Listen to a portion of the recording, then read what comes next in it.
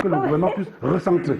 D'accord. Mais est-ce que ça fait plusieurs fois que le groupement interpatronal du Cameroun fait des propositions, alertes, et on a mis l'accent sur produire et consommer localement. Oui. Est-ce qu'aujourd'hui ça marche? Parce que là maintenant, pour résoudre un peu le problème de la dégradation de la note de sa dette publique au Cameroun, il faut mettre l'accent, comme on l'avait dit, sur la production. Est-ce que le Cameroun est prêt à investir véritablement dans la production parce que le taux d'importation ne cesse de grimper?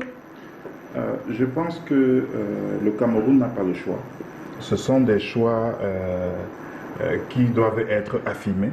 Le Cameroun est obligé de continuer à s'affirmer comme un leader au niveau de l'Afrique centrale. Il connaît ses atouts.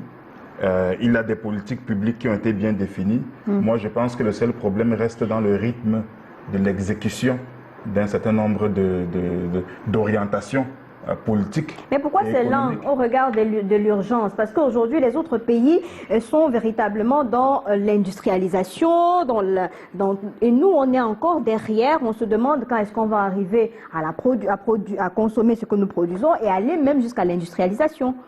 Bon, je crois que je ne suis pas dans le gouvernement pour pouvoir vous répondre, pour savoir pourquoi c'est lent, pourquoi est-ce qu'on accélère. Il y a quand même des facteurs. Oui, mais je pense que notre rôle aujourd'hui, comme on disait tout à l'heure, c'est de ne pas venir, on ne va pas venir ici pour porter le noir, pour faire un peu le deuil de ce qui se passe au Cameroun. Tout ce qu'on peut faire, c'est d'essayer d'alerter, d'essayer de plaider également pour qu'un certain nombre d'actions qui sont prévues soient effectivement menées. Il y a beaucoup de politiques qui ont été bien dessinées, mais qui n'ont pas été suffisamment implémentées, et on doit aller encore plus loin au niveau d'un certain nombre d'incitations aux investissements. Je prends l'exemple de la politique des champions nationaux. Où est-ce qu'on en est? Quels sont les critères pour pouvoir développer des champions nationaux? Et là, je reste toujours sur l'investissement productif. Comment créer un cadre pour avoir des champions nationaux camerounais?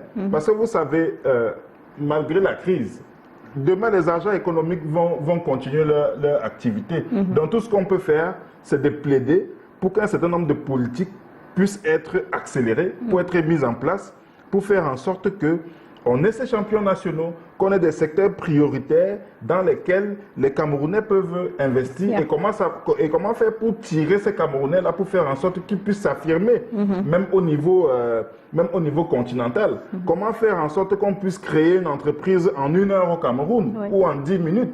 Il faut aller plus loin. On ne dit pas que rien n'est fait, mais il faut continuer à aller plus loin. Au regard du positionnement.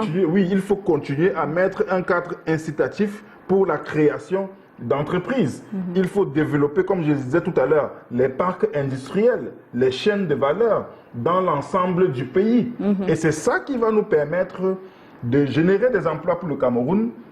Et lorsque vous avez des emplois, vous avez des épargnants. Tout à fait. Voilà, vous avez des épargnants, vous avez des investisseurs locaux également. La valeur ajoutée. Et tout à l'heure, en parlant de champions, vous savez très bien que les Camerounais sont très dynamiques dans beaucoup de secteurs, que ce soit dans le secteur de l'éducation, que ce soit dans le secteur de la distribution. À comparer à ce qu'on voit dans d'autres pays africains, on a un réel dynamisme des Camerounais qui a besoin juste d'être accompagné pour avoir des meilleures conditions. Mais malheureusement, on est en train d'assister au départ de toutes ces main-d'œuvre-là avec d'autres pays, un peu comme le Canada, les États-Unis, et du coup, finalement, on se demande avec qui on va avancer dans cette capacité de production. Il faut dire que c'est le phénomène de la mondialisation. Nous avons une fuite de cerveau. Nous avons également, c'est ce contexte-là qui pourrait rendre le pays un peu plus attractif pour notre diaspora également. C'est en créant des entreprises que les Camerounais vont vouloir rester dans leur pays. Parce que quand vous créez des entreprises, non seulement, je le dis encore, l'État peut collecter, en même temps, on peut avoir l'emploi, ok? Et en même temps, vous luttez contre des questions de sécurité alimentaire. Tout à fait. Et on collecte sans asphyxier. Donc, et parmi donc, les propositions du patronat, dans l'urgence, il est impératif de prendre des mesures pour rassurer les investisseurs quant à la fiabilité de signature Cameroun. Ces mesures porteraient notamment sur une communication gouvernementale sur la question visant non seulement à démontrer la prise de la mesure de la situation par les instances en charge, mais également à présenter les actions mises en œuvre face à cette dégradation, l'accélération des réformes des finances publiques, le réexamen des politiques d'endettement, la tenue de concertations élargies avec les acteurs économiques. Voilà quelques propositions du patronat. Vous vous retrouvez à quel niveau, René?